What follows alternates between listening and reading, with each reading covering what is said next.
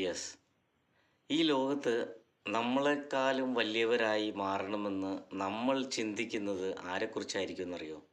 നമ്മളുടെ മക്കളെക്കുറിച്ചായിരിക്കും. ഈ ബോധം നമ്മളിലുള്ളിൽ വരണമെങ്കിൽ നമ്മൾ ഒരു അച്ഛനോ അമ്മയോ ആയി മാറുന്ന സമയത്തേ വരുള്ളൂ.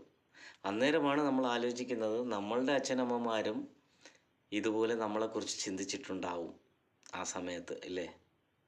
അപ്പോൾ ആ തിരിച്ചറിവ് വരാൻ നമ്മൾ ഏറെ വൈകി, നമ്മൾക്ക് മക്കളുണ്ടാകേണ്ടി വന്നു. അതുകൊണ്ട് എൻ്റെ അച്ഛൻ മരിച്ചുപോയി, അമ്മയുണ്ട്.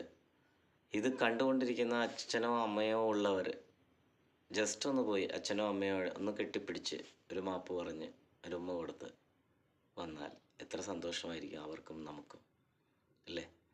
ജീവിതത്തിൽ ഇതൊക്കെയല്ലേ ഉള്ളൂ മിച്ചം വയ്ക്കാനായിട്ട്. Coach Jils signing off. Bye by.